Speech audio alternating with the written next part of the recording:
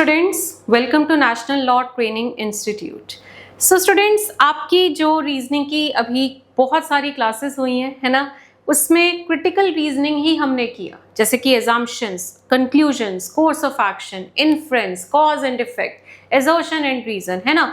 तो हमने वो सारी चीज़ें आज तक जो भी कवर की है, वो सारा बहुत इंपॉर्टेंट है आपके क्लैट एग्जामिनेशन के लिए, क्योंकि क्लैट में मेजरली ये ही क्वेश्चंस आते हैं। सो अब मैं होप कर रही हूँ कि आप सब जो है इन सभी चीज़ों को समझ चुके हो, ये सभी को अलग अलग से समझ चुके हो कि ये सारी चीज़ें, जैसे कि स्ट्रॉन्ग आर्ग्यूमेंट क्या होता है, वीक आर्ग्यूमेंट कैसे करना है, इन्फ्रेंस और कंक्लूजन क्या होता है, एजर्शन एंड रीजन क्या होता है, कॉज एंड इफेक्ट क्या होता है, कोर्स ऑफ एक्शन क्या होता है, एजम्पशन क्या होता है, ये सब कुछ आई होप आप क्लियर हो चुके हैं। और इसीलिए आज हम फाइनली वाइंड अप कर देंगे क्रिटिकल रीजनिंग को विद सम मिक्स क्वेश्चंस। कुछ मिक्स क्वेश्चंस हम करेंगे आज, ठीक है, जिसमें जितना भी हमने आज तक किया है उन सबसे रिलेटेड क्वेश्चंस आपको मिलेंगे। तो चलिए, अब यहाँ पे आपको ये देखो एक पैराग्राफ दिया हुआ है, ये देखो थोड़ा सा आज पैराग्राफ बेस्ड क्वेश्चंस हम करने वाले हैं, तो थोड़ा रीडिंग टाइम भी होगा इसमें हमारा। सो उसने बोला कि whether you are planning school education, कि आप चाहे स्कूल एजुकेशन प्लान कर रहे हैं, ठीक है, nursery to standard 12th of your child, pursuing a graduate और पोस्ट ग्रेजुएट डिग्री। अब ग्रेजुएट या पोस्ट ग्रेजुएट डिग्री जो है वो परस्यू कर रहे हैं, मतलब कि बेसिकली वो कह रहे हैं कि आप अगर जो है अपने चाइल्ड की, मतलब आपको एज अ पेरेंट सोचना है, एज अ पेरेंट, कि आप अपने बच्चे की स्कूल एजुकेशन प्लान कर रहे हैं, उनकी ग्रेजुएशन प्लान कर रहे हो या पोस्ट ग्रेजुएशन प्लान कर रहे हो, मतलब आप किसी भी लेवल की स्टडीज अगर प्लान कर रहे हैं, तो this bank is going to help you. ये आपके पास एक एडवर्टीजमेंट आई है, तो this bank can help finance your ambition and goals. Okay, so अब यहाँ पे आपको उसने बोला कि these questions are based on the information given above and the sentences labelled ABCD E and F are given below. मतलब अभी ये यहाँ तक आपका क्वेश्चन ही है, अभी आपका मतलब कि ऑप्शंस नहीं आए हैं अभी आपके। मेन क्वेश्चन ये देखो, ये बाद में स्टार्ट होगा, तो अभी आपको ये सब कुछ पढ़ना है, तो पहले तो एक एक पॉइंट अच्छे से पढ़ेंगे। ए में कह रहा है कि इन लैक ऑफ रिसोर्सेज, जब रिसोर्सेज की कमी होती है, people go to bank for loan, लोग जो है बैंक जाते हैं लोन लेने के लिए। सेकंड में कह रहा है कि एजुकेशनल लोन्स जो है ये बहुत पॉपुलर फाइनेंशियल डीलिंग्स है जो कि बैंक करता है। पहला कह रहा है कि जब आपके पास एज अ पेरेंट, आपके पास you do not have money but you want your child to have good education या हायर एजुकेशन, तो आपको लोन लेना पड़ता है, तो यही बात उसने बोली है। सेकंड में कह रहा है कि एजुकेशनल लोन्स जो है ये बहुत पॉपुलर है financial dealings done by bank. Okay, third में कह रहा है with the growing banking network in India and government's program of financial inclusion has ensured that even the poor educate their wards, अपने बच्चों को पढ़ाएं, ठीक है, and pursue higher education. The presence of a large number of banks in India has created a cutthroat competition among various commercial banks, and they are offering loans in niche areas with tempting incentives. Okay, अब ये कह रहे हैं कि इतने सारे banks हैं और इसी वजह से इतना ज़्यादा कंपटीशन है, जिस वजह से अलग अलग बैंक्स जो हैं ये लोन ऑफर कर रहे हैं इतने टेम्पटिंग इंसेंटिव्स के साथ कि हमारा लोन ले बाकियों का ना ले, because of competition. Like teasing rates in home loan, home loan sector में आपने टीजिंग रेट देखा होगा, एडवर्टीजमेंट्स तो आप सभी ने देखी होंगी होम लोन की कैसे होती है। 1000 पर मंथ EMI बड़ा बड़ा लिखा होगा और कुछ नहीं दिखेगा, आप सोचोगे 1000 हर महीने की EMI बन रही है, ये तो बड़ी है, घर ले लेते हैं। अरे वो नीचे छोटा सा स्टार लगा हुआ है पर 1 लाख। तो ऐसे मतलब कि वो करते हैं, है ना, होम लोन में तो ये बहुत होता है। या फिर वो टीजिंग रेट्स होते हैं कि आपको सिर्फ at only this interest rate आपको कह देगा कि 6% पे आपको बैंक लोन मिल रहा है। अब जब आप बैंक जाते हो आपको पता लगता है कि शुरू के 3 साल 6% है, बाद में वो फ्लोटिंग हो जाएगा, मार्केट रेट के हिसाब से होगा।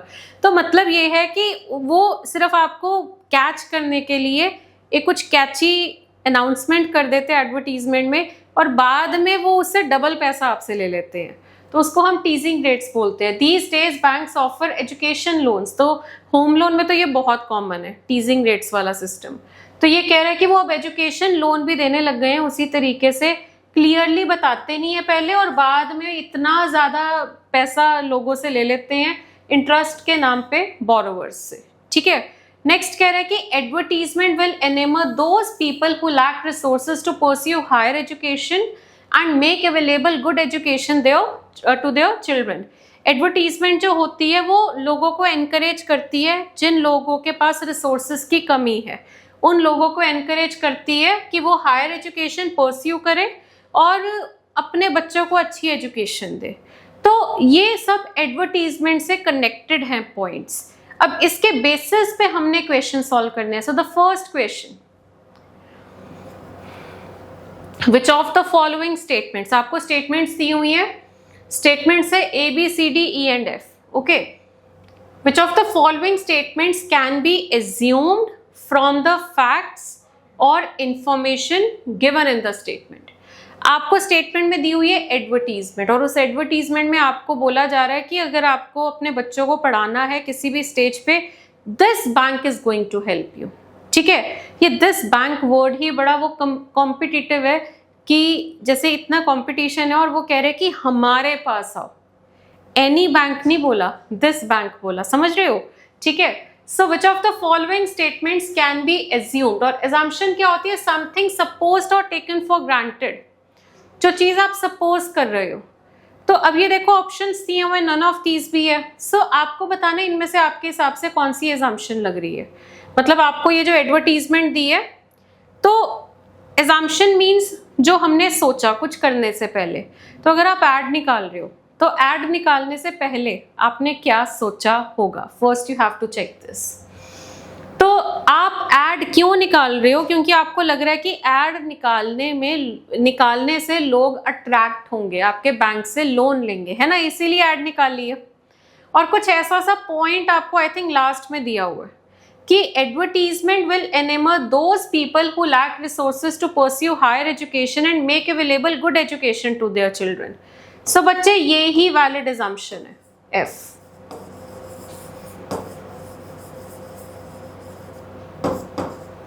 ठीक है, और एक ए वाला जो था ये भी आपकी वैलिड असम्पशन है, क्योंकि ऐड उन्होंने क्यों निकाली, ऐड इसलिए निकाली ताकि वो आपको अट्रैक्ट कर सके, है ना। ऐड उन्होंने क्यों निकाली, ताकि वो आपको अट्रैक्ट कर सके, और यही बात ए में भी बोली जा रही है और एफ में भी बोली जा रही है। एक तो उनको आपकी कमी पता है कि लोगों आजकल स्टडीज बहुत महंगी है तो आप लोन तो लोगे, तो ये उनका रीजन है एक। तो दूसरा रीजन उनको पता है कि कंपटीशन इतना है तो हमें ऐड निकालनी पड़ेगी ताकि हमारा लोन ले, है ना। तो इसीलिए इसका आंसर क्या होगा, ए एंड एफ, और ये हमें ऑप्शन में दिया भी है, that is only A and F. Okay, so next question, which of the following statements A, B, C, D and F weakens the facts information provided in the above passage। अब ये जो A, B, C, D, E, F ये 6 points दिए हुए थे, इनमें से कौन सा है जो कि वीकन कर रहा है, दी हुई इंफॉर्मेशन को वीकन कर रहा है। चलिए चेक करते हैं। अब इनको सॉल्व करने में ना आपको एक हेल्प हो जाएगी, पता है क्या, अब आपको पता है कि ए और एफ तो है एजम्पशन, तो ये वीकन तो करेगा नहीं। So at least what is the answer we are not aware, और ये मैंने आपको पिछली काफ़ी क्लासेस में ये बताया है कि बेस्ट अप्रोच रहती है ऑप्शन मिनिमाइज करो। जब आपको चीज़ कॉम्प्लिकेटेड लगे तो best approach is to minimise the options.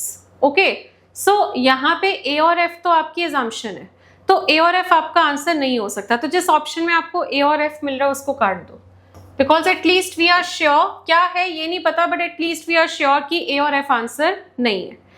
तो बचता है बी, सी और ई। वैसे तो नन ऑफ दीज भी है बट चलो take some help from the options. तो ऐसे देखो इनमें से वीकन कौन कर रहा है, मतलब कि जो कहीं ना कहीं एडवर्टीजमेंट के या बैंक्स के अगेंस्ट बोल रहा है। तो ये कह रहा है कि education loans are one of most popular, ये तो फेवर ही कर रहा है आपकी स्टेटमेंट को। बैंकिंग नेटवर्क ग्रो हो रहा है, ये भी ठीक है। Presence of a large number of banks has created a cut throat competition among various commercial banks and they are offering loans in niche areas with tempting incentives. देखो वो कह रहे हैं कि इतने सारे बैंक्स हैं, इतना कंपटीशन है और इसीलिए वो लोन्स प्रोवाइड कर रहे हैं विद टेम्पटिंग इंसेंटिव्स, बट इसमें कहीं पे ऐसा नहीं बोल रहा कि वो पागल बना रहे हैं, है ना। They are offering something good, they are just mentioning that because of competition they are offering something good. So if it is, मतलब जो बात उन्होंने बोली है वो बात एक ऐसी बात है जिससे उनका भी फायदा है और लोन लेने वाले का भी फायदा है, because they are offering at good interest tempting incentives. Okay, E में क्या कह रहा है, ये है असली, like teasing rates in home loans. जैसे टीजिंग रेट्स होते हैं आजकल, बैंक्स जो है वो एजुकेशन लोन्स प्रोवाइड कर रहे हैं और पहले बताते नहीं है और बाद में इतना सारा इंटरेस्ट ले रहे हैं। सो ये फैक्ट जो है ये एक्चुअली आपकी एडवर्टीजमेंट को वीक कर रहा है, यही फैक्ट जो है ये आपकी एडवर्टीजमेंट को वीक कर रहा है, ठीक है। इसीलिए अब हमें पता लग गया कि ये ई ऑप्शन ही आंसर होगा, यही वीकन कर रहा है। ओके, तो आंसर है इसका डी ऑप्शन, ठीक है। तो अब पता है क्या होता है कि जब आप, अब जैसे कि A B C D E F थे जिसमें से मैंने ए और एफ को एजम्पशन मार्क कर लिया और ई को मैंने वीकन्स मार्क कर लिया, तो हमारे लिए क्वेश्चन जैसे जैसे हम आगे बढ़ रहे हैं ना, क्वेश्चन हमारे लिए सॉल्व करना आसान होता जा रहा है। चलिए आगे बढ़ते हैं। Which of the following statements represents a reason behind the bank offering educational loans? I think ये तो पढ़ के ही पता लग गया होगा, हमारे एक पॉइंट में कंपटीशन की बात हुई थी, इसीलिए एजुकेशनल लोन्स जो है वो हम ऑफर कर रहे हैं लोगों को बिकॉज इतना कंपटीशन एंड वी वांट कि हमारे यहाँ से हमारे यहाँ से लोन लिया जाए, ठीक है। सो एक बार चेक करते हैं। और वैसे आपको एक मैं ऑप्शन और बता रही हूँ कि हमें ना यहाँ पे देखो स्टेटमेंट्स में पता लग गया था कि ए वाला एजम्पशन है, assumption can not be the reason, जो वीकन कर रहा है वो भी रीजन नहीं हो सकता और ये भी एजम्पशन है, ये भी रीजन नहीं हो सकता। सो ए, ई एंड एफ तो आपके आंसर हो ही नहीं सकते, तो पहले तो हम इनको हटाते हैं। चलो, ए आंसर नहीं हो सकता, जहां पे ए है वो गलत है, ई वाला गलत है, एफ वाला गलत है, तो out of C and D you have to check. So basically पहले डी चेक करिए और फिर सी चेक करिए, ठीक है। और इनफैक्ट डी को भी चेक करने की जरूरत नहीं है because D is present in both, even if your answer is only D और if your answer is C and D, है ना, डी तो दोनों में ही है, तो सी को चेक करते हैं पहले। तो चलिए सी क्या कह रहा है, देखो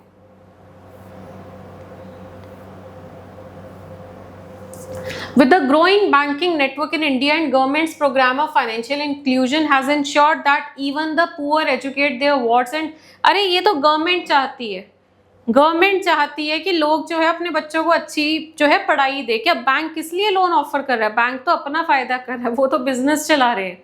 बैंक वाले जो हैं वो आपके, देखो गवर्नमेंट का काम है आपका वेलफेयर करना, है ना, बैंक का काम है आपको कर्जे में डुबाना। तो बैंक का मोटिव होता है profit making, simple, it is not social welfare, it is profit making. और क्योंकि इतना कंपटीशन है, डी ऑप्शन तो आंसर फिर होगा ही, कितने सारे बैंक्स है जिससे इतना कंपटीशन हो गया और सभी जो है एक दूसरे को डाउन कर रहे हैं, मतलब एक का लोन का जो इंटरेस्ट रेट है उससे कम थोड़ा सा कर देते हैं ताकि उसके पास ना जाए, हमारे पास आए। So actually this competition is the main reason कि हमें एडवर्टीजमेंट निकालनी पड़ रही है। बट ये जो गवर्नमेंट का जो इनिशिएटिव है कि वो चाहते हैं कि पुअर जो है वो भी अपने बच्चे को पढ़ाए, दिस फिर तो फ्री में पैसे दे दो ना, फिर लोन क्यों देते हैं, फ्री में दे दो अगर वो सच में वेलफेयर की वजह से ये सब कर रहे हैं। तो इसका आंसर हमें क्लियर है, हाँ जी, इसका आंसर अब हमें क्लियर हो चुका है। आई थिंक यहाँ पे था ये, हाँ, तो सी एंड डी नहीं है आंसर, आंसर होगा B option, only D. Okay, next, हाँ जी, अब नेक्स्ट में उसने क्या बोला देखिए, which of the following statement strengthens, कौन सा है जो स्ट्रेंथन कर रहा है। अब ये थोड़ा आप आइडिया ले सकते हो, वो गवर्नमेंट वाला पॉइंट जो है वो यहाँ पे आ सकता है। अब देखो वीकन कौन सा कर रहा था, ई वाला, वो कहीं नहीं है। ए और एफ आपकी एजम्पशन थी, तो जहाँ पे एफ आ रहा है गलत कर दो, है ना। और अब हमारा सी, बी और डी बचता है, तो चलिए सी, बी और डी में चेक करते हैं स्ट्रेंथन कौन सा कर रहा है। बी, सी और डी में से। अब डी जो है that is the reason, okay, but this is not strengthening, this is the reason. C वाला ही है एक्चुअली आंसर, क्योंकि सी में कह रहा है कि with the growing banking network, कि जैसे जैसे आपका बैंकिंग नेटवर्क ग्रो हो रहा है और गवर्नमेंट का प्रोग्राम है फाइनेंशियल इंक्लूजन का, सो ये गवर्नमेंट का ये इनिशिएटिव जो है, ये जो है आपके इस एडवर्टीजमेंट को सपोर्ट कर रहा है।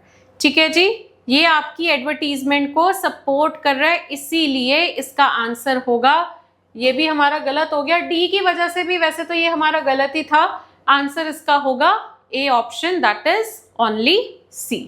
ओके, चलो नेक्स्ट आई थिंक इन्फ्रेंस है। इन्फ्रेंस तो आप सब, मैंने आपको समझाया हुआ है, पूरी एक क्लास ली है इन्फ्रेंस के ऊपर। And inference is something which is not directly stated but can be inferred from the given information. Okay, now fifth one, क्या इन्फ्रेंस हो सकता है? अब आपको ये चेक करना है। अब आपको यहाँ पे बेसिकली देखो बी, सी और डी ऑप्शन ही दिए हुए, out of B, C and D ही आपको देखना है। तो इन्फ्रेंस क्या है? इन्फ्रेंस होता है कि जो आपकी स्टेटमेंट में डायरेक्टली मेंशन नहीं है बट वो मतलब निकल रहा है। तो देखो, जब आप किसी चीज की ऐड देखते हो, आप कहीं जा रहे हो, इधर भी ऐड लगी है, इधर भी ऐड लगी है, हर जगह ऐड लगी है, तो उससे आप एक मीनिंग निकालते हो, अरे ये तो बड़ा पॉपुलर है, कितनी ऐड लगी हुई है। समझ रहे मेरी बात? सो इसका आंसर इन्फ्रेंस का होगा बी ऑप्शन। और वैसे भी हमारा जो सी था, सी जो था वो स्ट्रेंथन कर रहा था, है ना। डी जो था वो आपका कॉज या फिर रीजन था, तो फिर बस वैसे भी आपका बी ऑप्शन ही बचा था, तो फिर ये आपका क्या होगा? इन्फ्रेंस होगा। ठीक है, और अंडरस्टैंडेबल भी है कि यहाँ पे कोई ऐसी बात नहीं हो रही है कि दीज आर पॉपुलर, कहीं नहीं लिखा, बट इन्फ्रेंस वही होता है जो कहीं पे नहीं लिखा, पर जो मतलब निकल रहा होता है, जो कि बिल्कुल भी, जिसका हल्का सा भी मेंशन नहीं है। सो पॉपुलैरिटी का मेंशन ही नहीं है आपके पूरे पैराग्राफ में। ओके, तो आंसर इसका होगा बी ऑप्शन। डन? ओके, सो इन्फ्रेंस के लिए हमारा आंसर जो है वो क्या आ रहा है? Option number B. राइट, आगे बढ़ते हैं। चलिए अब ये वाला ट्राई करिए। हाँ जी, प्लीज नेक्स्ट वाला ट्राई करिए अब आप सब। हाँ जी, retailing in India is in the process. Okay, retailing in India जो है वो एक प्रोसेस है, किस चीज का? Of getting more organised. Retailing आप सब समझते हैं, तो वो कह रहे हैं कि रिटेलिंग एक ऐसा प्रोसेस है, ओके, जिससे कि क्या होता है कि आप जिससे कि ज्यादा ऑर्गेनाइज्ड और प्रोफेशनल हो रहे हैं। लार्ज रिटेल फॉर्मेट्स जो हैं, जैसे कि hypermarkets, warehouse club and discount super stores are set to take over the retail scene. वो कह रहे हैं कि ये जो लार्ज फॉर्मेट्स होते हैं ना रिटेलिंग के, ये बस आने ही वाले, दे आर रेडी। और वो कह रहे हैं कि मीडियम स्केल तो ऑलरेडी बढ़िया चल रहे हैं, जिसपे कि आपके डिपार्टमेंटल स्टोर्स होते हैं, सुपर मार्केट चेन्स होती हैं, have already made an appearance and are slowly changing the face of retailing in the country. So, which of the following statements is an assumption implicit in the above proposition? ठीक है, an assumption is something supposed or taken for granted. Assumption क्या होती है? जो चीज आपने suppose करी है या फिर for granted ली है। तो चलिए यहाँ पर देखिए, इनमें से देखिए आपका आंसर क्या होगा। तो with the appearance of large retail, local shopkeepers have been taken for granted and rendered jobless। देखो पैराग्राफ में मेंशन नहीं है। हाँ, ये पॉइंट, ये सारा सिनेरियो पढ़ के माइंड में जरूर आता है कि जो छोटी शॉप्स है उनको बहुत नुकसान हो रहा है, बट इसका कोई रेफरेंस हमें पैराग्राफ में नहीं दिया, तो ये गलत है ना। मतलब इसका रेफरेंस होता तो कुछ नेगेटिव बोलता, नेगेटिव कुछ बोला ही नहीं। वो कह रहे हैं large scale and medium scale is a new phenomena, ये सही है क्योंकि उसने दोनों की बात करी है। Revolutionisation of retail has opened up huge phenomena in India. Consumer have been the main beneficiary. देखो कंज्यूमर के एस्पेक्ट से कुछ बोला नहीं, और ये रेवोल्यूशन जो है इसकी भी कोई ज्यादा बात नहीं हुई है। सो जो बेस्ट एजम्पशन है वो है आपकी यहाँ पे option number B. B option है इसका वैलिड आंसर। चलिए नेक्स्ट वाला ट्राई करते हैं। नेक्स्ट क्वेश्चन, हाँ जी स्टूडेंट्स, अब उसने बोला कि education is the most important investment one makes in life. Education एक बहुत ही ज्यादा इंपॉर्टेंट इन्वेस्टमेंट है जो एक इंसान अपनी लाइफ में करता है। ओके, अब हायर स्टडीज और स्पेशलाइजेशन कुछ फील्ड्स में अगर आपको करनी है तो एक्स्ट्रा पैसे की जरूरत पड़ेगी। So which of the following can be inferred? हाँ जी, इनमें से क्या चीज इन्फर करी जा सकती है? पहला, पीपल जर्नली लैक फाइनेंसेस। देखो इसकी कोई बात नहीं हुई, वो तो सिर्फ कह रहे हैं कि अगर आपको हायर एजुकेशन जो है अगर आपको चाहिए तो additional financial support from time to time required होगा। सेकंड में कह रहे हैं बी में कि रिच और वेल्दी सेक्शंस जो है दे आर अनविलिंग। किसी की विलिंगनेस जो है वो पैराग्राफ में सजेस्ट ही नहीं कर रहा। Higher education requires higher amount of money than primary education. अब देखो प्राइमरी एजुकेशन का मेंशन नहीं है, बट इनडायरेक्टली ये जो बोल रहा है ना सपोर्ट, एडिशनल फाइनेंशियल सपोर्ट, मतलब जो बेसिक पढ़ाई है उससे एक्स्ट्रा फाइनेंशियल सपोर्ट चाहिए फ्रॉम टाइम टू टाइम। यही हमें इनडायरेक्टली, मतलब it is not stated but indirectly वो यही कहना चाह रहा है कि प्राइमरी एजुकेशन जो है उससे ज़्यादा पैसा लगता है आपकी स्पेशलाइजेशन में या स्पेशल एजुकेशन में। ठीक है, तो आंसर इसका क्या होगा? ऑप्शन नंबर सी होगा। Okay, done. नेक्स्ट,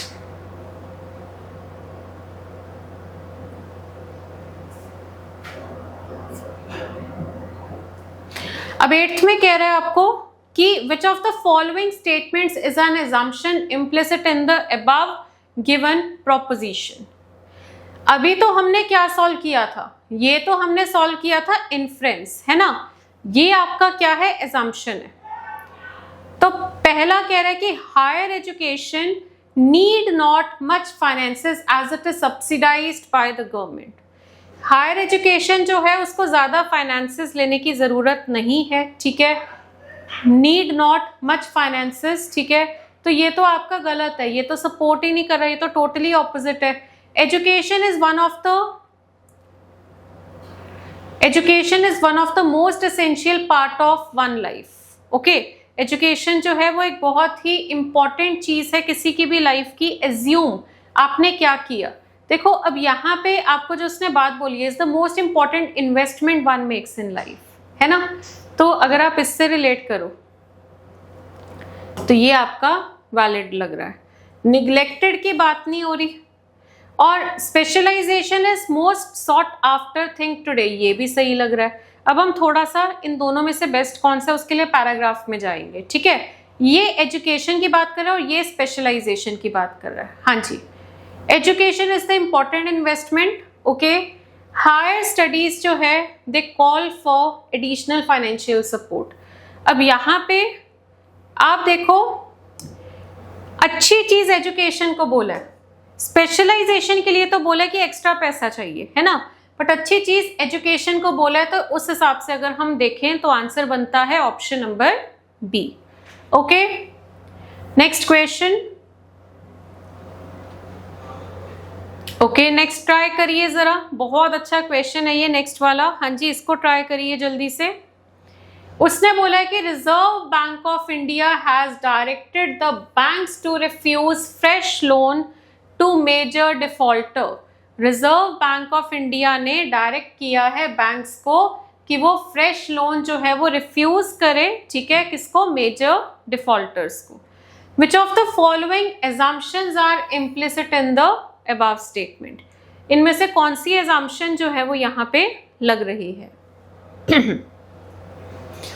फर्स्ट कह रहे हैं कि बैंक्स में still give loans to the defaulters.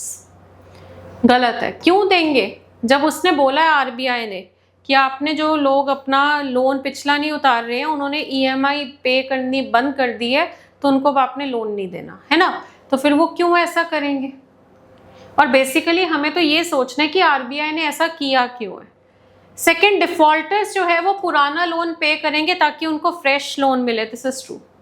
तभी उन्होंने ये बोला है कि उनको फिर अब और लोन नहीं देना, ताकि वो लोन लेंगे तो वो हम सीधा बोलेंगे पिछला क्लियर करो पहले तब आगे मिलेगा।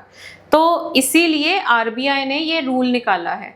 और बैंक्स जो है वो बैड लोन रिकवर कर पाएगा, बिल्कुल सही है ना? तो नए लोन के चक्कर में पुराना जो है वो उतारेगा, तो उसका जो बैड लोन है वो रिकवर हो पाएगा।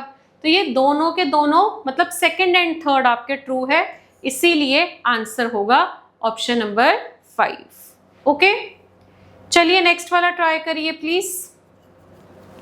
हाँ जी स्टूडेंट्स, नेक्स्ट क्वेश्चन ट्राई करो।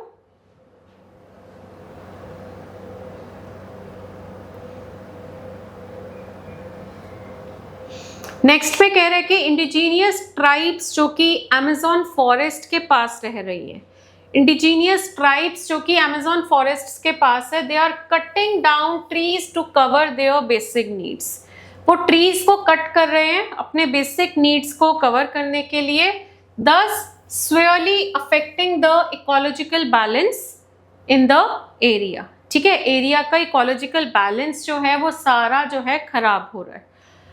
तो इंडिजीनियस ब्राइड्स मतलब नॉट ब्राइड्स, ट्राइब्स, ओके, तो अलग अलग तरह की जो ट्राइब्स है उनकी बात कर रहे हैं कि वो कट डाउन कर रहे हैं ट्रीज को to cover their basic needs. वो बेच नहीं रहे हैं, मतलब थोड़ा स्ट्रेस आउट करिए, वो कह क्या रहा है, वो बेसिक नीड्स, खाना बनाने के लिए, घर बनाने के लिए, जो उनको अपनी डे टू डे लाइफ जीने के लिए उनको जो लक्कड़ चाहिए, लक्कड़ से जो वो काम करते हैं, घर बनाते हैं, कुकिंग करते हैं, आग जलाते हैं, है ना, तो उसके लिए वो पेड़ों को काट रहे हैं।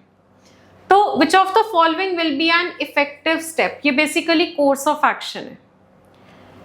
थोड़ा सा ना अब आपके ना ये इस तरह के क्वेश्चन जब आते हैं ना, थोड़ा सा लैंग्वेज वो छेड़छाड़ करते हैं, तो समझना आपका काम है कि वो क्या मीन कर रहा है। एक्चुअली वो कोर्स ऑफ एक्शन कह रहा है कि वैलिड कोर्स ऑफ एक्शन क्या होगा। पहला कह रहा है कि ऑल द ट्राइब्स, जितनी भी ट्राइब्स हैं जो कि अमेजोन रेन फॉरेस्ट के पास है, उनको हम फोर्स करेंगे कि वो शिफ्ट करें टू अर्बन एरियाज, वो यहाँ से अर्बन एरियाज शिफ्ट हो जाए। ठीक है, तो पॉसिबल देख सकते हैं, tribes should be allowed to continue doing so as they cut down the trees for their basic needs and not for commercial purpose। तो ये तो बिल्कुल ही गलत है कि उनको, वही है ना, कोर्स ऑफ एक्शन में मैंने कहा था it should be the solution और this is not the solution, ये गलत है। Tribes near the Amazon should be provided other sources to earn. अब मैंने पहले ही आपको यहाँ बोला कि वो ट्रीज की कटिंग कर रहे हैं to cover their basic needs, it is not a source to earn. Okay, तो ये वाला आपका क्या होगा, गलत होगा। ठीक है, सेकंड और थर्ड ये दोनों गलत है, तो सेकंड और थर्ड गलत है तो फोर्थ भी गलत है, क्योंकि बोथ 1 and 2 हो नहीं सकता। Now we are left with none of these and 1। Now first one seems to be a negative step, but this is the most appropriate step according to the situation। Now the situation is कि indigenous tribes जो है वो trees को cut down कर रहे हैं and we need to make an immediate action। हमें कुछ ऐसा इमीडिएट एक्शन उठाना पड़ेगा। और वो क्यों कर रहे हैं, अपने बेसिक नीड्स को पूरा करने के लिए। अब हम क्या कर सकते हैं, अब हम उनको वहां से हटाना ही पड़ेगा, है ना। This is the required thing that we have to do, although this is harsh but according to the situation, क्योंकि उन्होंने बोला कि severely affecting the ecological balance, तो उस हिसाब से अगर हम देखें तो इसका फर्स्ट वाला जो है वो बिल्कुल सही है कि हमें उनको शिफ्ट करना पड़ेगा अर्बन एरियाज में। ओके, हमें उनको अर्बन एरियाज में शिफ्ट करना पड़ेगा ताकि वो अर्बन, अब आप कहोगे कि रूरल एरिया में क्यों नहीं, अर्बन एरिया में क्यों। देखो मेट्रो नहीं बोला उसने, अर्बन एरिया बोला है। ओके, पहली बात, रूरल एरियाज में जाएंगे फिर वहां जाके लक्कड़ तोड़ेंगे, तो उनको जहाँ पे फैसिलिटीज है उनको वहां शिफ्ट करो। ठीक है, क्योंकि वो पेड़ काट रहे हैं, अब वो वहां रहने के लिए, अब अगर वो बेसिक नीड्स में क्या है, शेल्टर, अपना जो है घर बनाने के लिए भी पेड़ काट रहे हैं कि पेड़ काट के जगह खाली करके वहां अपना घर बना रहे हैं, तो उनको हटाना तो पड़ेगा ना। तो आंसर इसका क्या है, first one, first is true. Okay, next उसने बोला कि अर्थ के जो रिसोर्सेज है, ठीक है, आर बीइंग डिप्लीटेड, अर्थ के रिसोर्सेज जो है वो डिप्लीट हुए हैं बहुत तेजी से, मच टू फास्ट, और इसको सही करने के लिए यूएस को अपना रिसोर्स कंजम्पशन जो है वो कम करना पड़ेगा। Okay, must reduce its resource consumption at present level for many years to come.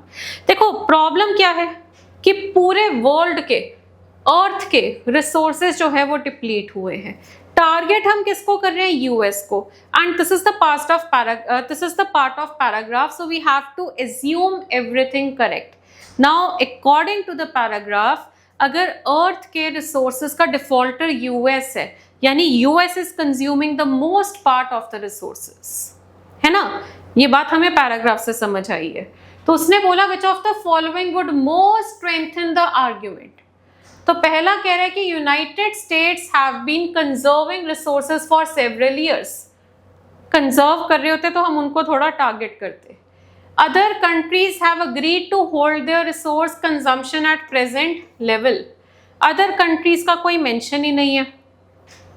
Okay, other countries need economic, भाई अदर कंट्रीज की जब बात ही नहीं हो रही, खत्म। न्यू रिसोर्स डिपॉजिट्स जो है वो डिस्कवर हो रहे हैं, कोई बात ही नहीं हो रही। मतलब ये तो टोटली अनरिलेटेड हो गए ना पैराग्राफ से। US consume 1/3 of the resources in the world, that is true. Now this actually supports, ये स्ट्रेंथन कर रहा है, क्योंकि यूएस की कंजम्पशन ही क्या है, सारे जो रिसोर्सेज है उसका 1/3 अगर कंज्यूम कर रहा है तो हम तो यूएस को ही टारगेट करेंगे ना, क्योंकि जिसकी कंजम्पशन सबसे ज्यादा है। तो 5th वाला वैलिड है, इसका आंसर होगा 5th फॉलोज। ठीक है, ओके। चलिए नेक्स्ट देखिए। Water table in most parts of the state has gone down to such a level that its extraction for irrigation purpose is not economical anymore. कि जो water table है in most parts of the country वो इतना नीचे चला गया है कि उसको एक्सट्रैक्ट करना, जो ग्राउंड लेवल का पानी होता है, वो कह रहा है कि पानी इतना नीचे चला गया कि उसको खींचना ही बहुत एक्सपेंसिव है हमारे लिए, कि मशीन्स इतनी वो एडवांस्ड हमें लानी पड़ेगी, वो पानी बहुत नीचे जा चुका है, उसका लेवल बहुत नीचे जा चुका है। तो अब क्या एक्शन, कोर्स ऑफ एक्शन पूछ रहा है, हमें लेना पड़ेगा। कौन सा? पहला कह रहा है एक्सट्रैक्शन जो है वो बैन कर दो। अरे बैन तो कर देना, पर उनको कोई ऑल्टरनेट सोर्स तो लाके दो पहले। तो ये तो गलत हो गया। Government should make provisions for alternative methods, ये सही है, पहले ऑल्टरनेटिव मेथड्स दो फिर करना जो बैन करना है। ठीक है, they are farmers, they need money, they need water for irrigation. Okay. Third में कह रहे हैं कि एग्रीकल्चरल एक्टिविटीज को बैन कर दो, वो थोड़ा कर सकते हो। देखो, आप इंडस्ट्री को मूव कर सकते हो, आप कंपनी को मूव कर सकते हो, आप ऑफिस को मूव कर सकते हो, बट आप एक लैंड है जो कि गुड यील्ड देता है, तो वहां पे आप एग्रीकल्चर थोड़ा बैन करोगे, अब लैंड उठा के थोड़ा ले जाओगे, है ना? तो इसीलिए आपका ये थर्ड वाला भी वैलिड नहीं है, आंसर होगा 2nd फॉलोज।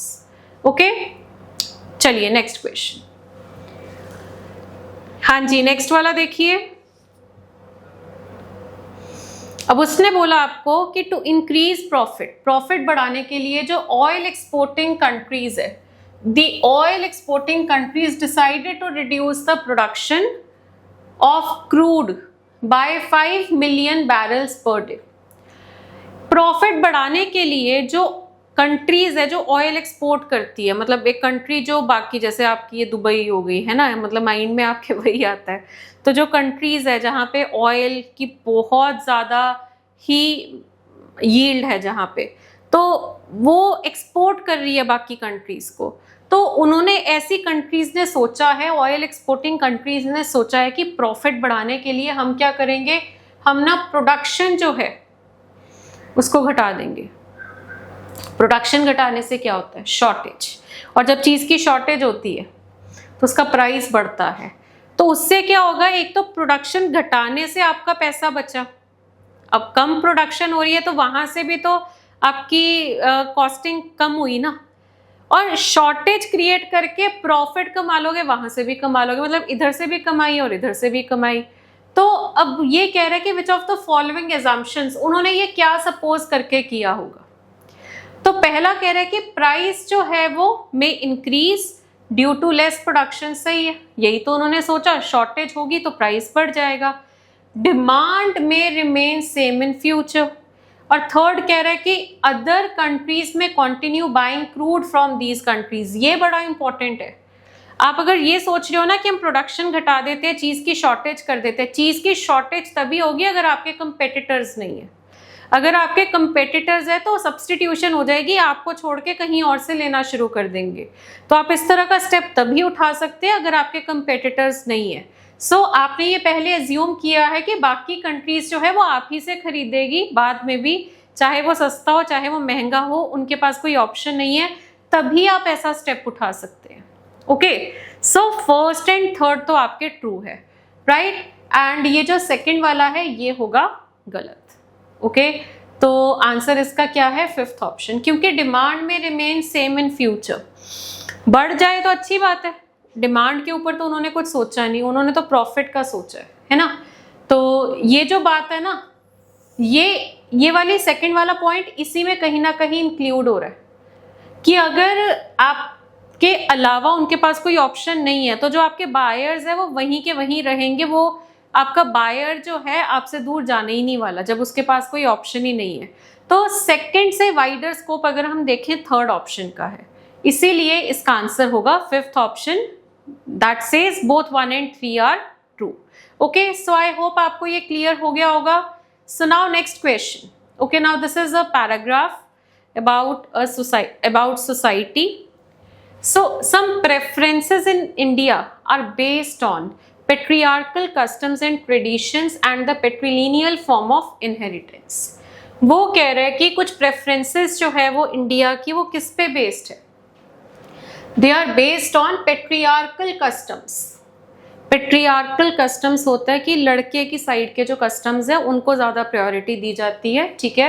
एंड इनहेरिटेंस भी वही है कि लड़का जो है inherit more than the daughter. Okay, where the inheritance is obtained through the common male ancestor, ठीक है। जो आपका कॉमन मेल मतलब कि अगर मान लो आप 3-4 लड़के हैं तो उनका एक ही फादर है, वहीं से इनहेरिट करेंगे वो। Okay, and the sons inherit more than the daughter.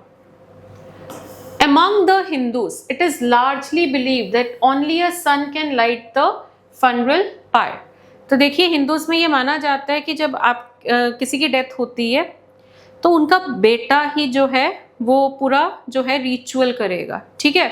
So and offer prayers to ancestors, ये लड़का ही कर सकता है, लड़के की प्रेयर्स ही लगती है। This is a belief among Hindus that the son remains a part of the family whereas the daughter becomes a part of another family.